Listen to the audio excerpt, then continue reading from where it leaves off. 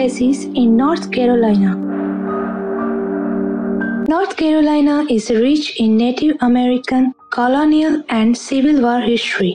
From the mountains to the coast, this Tar Heel state heritage has plenty of stories and legend of ghosts, most extraordinary apparitions, sinister spooks, bizarre beasts, demon canines, capture, creature, and strange dancing lights.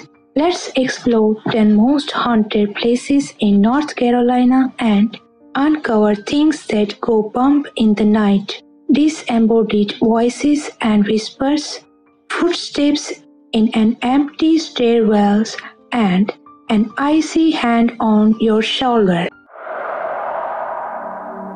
Devil's Tramping Ground, Chatham County.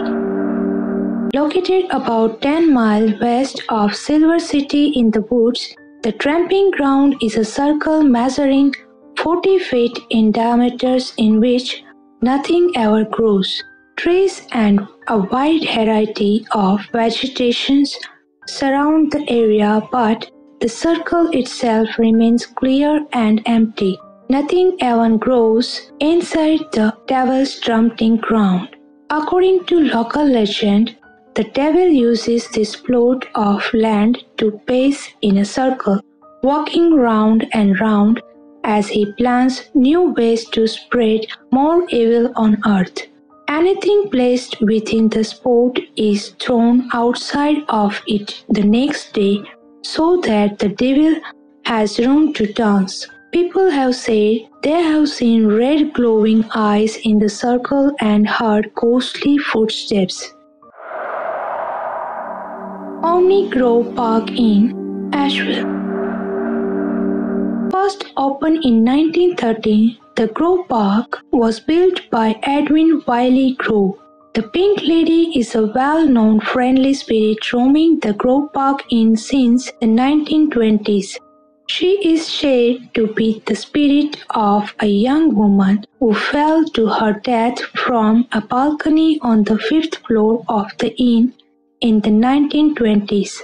She is usually seen in the form of pink mist or sometimes as a full-fledged apparition of a young woman in pink ball gown, most often by children. She is blamed for lights, air conditioners, and other electrical devices turning on and off by themselves. While she has been seen all around the inn, the spirit seems particularly attached to room number 545. Biltmore Hotel, Greensboro. Built by Cohn brothers in early 19th, the Biltmore Hotel served as their office and that of their accountant Philip. Philip died in the alley next to the hotel under mysterious circumstances, and it is believed that he was murdered for discovering financial discrepancies. Guests have complained about loud footsteps, the shuffling of papers, and conversations coming from room number 332, Philip's former room. In the hotel's boarding houses days, Lydia, a lady of the night, was thrown down the stairs by a client. Her spirit still lingers around room number 223, which is now painted pink in her honor. Attmore-Oliver House, New Bern. Originally built in 1790 and expanded in 1834, the Attmore-Oliver House has a long history of hauntings. During the Civil War, Hannah Oliver's brother died in battle. After Hannah and her husband passed away, one of their daughters, Mary Oliver, continued to live in the home. She lived in the home for almost a century, passing away in her 90s in 1951. Even today, Mary's ghost is seen and felt frequently in the home. According to legends, there are many ghosts in the house, including a father and daughter who died in a smallpox epidemic and a little girl playing with toys. People can be heard walking, moaning, and at times speaking to each other from the attic. Broughton State Hospital, Morganton. Broughton State Hospital in Morganton was built in 1883 to house the mentally ill. Stories of torture patients, botched experiments, suicides, and tragedies surround the asylum even today. Hunting apparitions aimlessly wander and disappear along dark corridors, and screams are heard from wards no longer occupied. Strange mists and unexplainable figures have turned up in photos of tombstones in the cemetery on the grounds of the hospital. There are underground tunnels, and locals believe that unruly patients would be handcuffed to the tunnel walls and left as a form of torture and punishment. Round Mountain Lights, Linville. Round Mountain is reputed to have ghostly orbs of light radiating from the mountain. Today, thousands have reported seeing the lights above the mountain.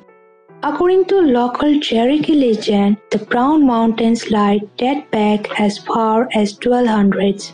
This was the year of a great battle, and they believed the lights to be the spirits of native maidens who still search for lost loved ones. Also, there has been speculation of extraterrestrial activities. Whatever the lights are, no actual explanations exist. Wise Man's View on Linville Mountain is the best vantage point for viewing the lights. Carolina Theatre, Greensboro.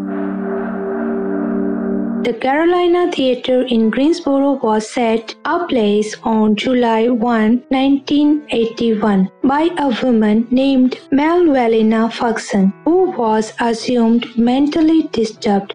She went up to the upper balcony and started the fire, which burned the entire balcony and lobby. Her body was found in the stairways by firefighters, and she is now believed to haunt the area in which she died, flipping the folding seats up and down. Other identified ghosts include the worker who died during the construction of the Carolina Theatre and a little boy. Sandford House, Fayetteville. The Fayetteville Women's Club is located in the historic Sandford House on Heritage Square, which was built in 1797.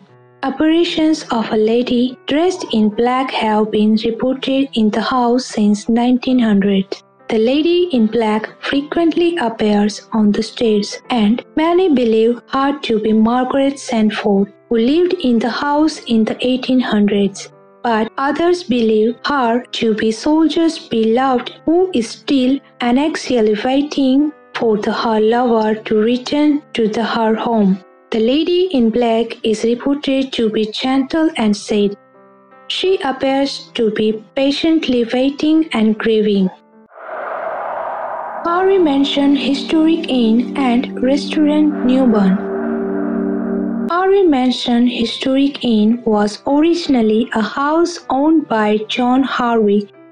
Later it became military headquarters, boarding house, dormitory, apartment, and now operation as an inn with a restaurant and bar with live entertainment. Visitors reported seeing a woman in their room or in the hallway and disappearing by walking through a wall. Others report seeing a young girl. Third floor is said to be the most haunted. The Tar River, Tarboro. The Tar River near Tarboro in Edgecombe County is associated with a legend of Banshee. The legend speaks of Patriot Miller, who was killed by a small group of British soldiers during the American Revolution.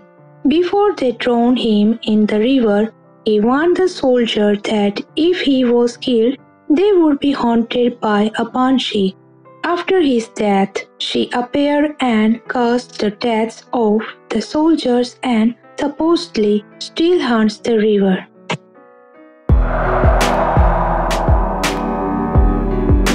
Please like, comment, and share this video, and subscribe our channel.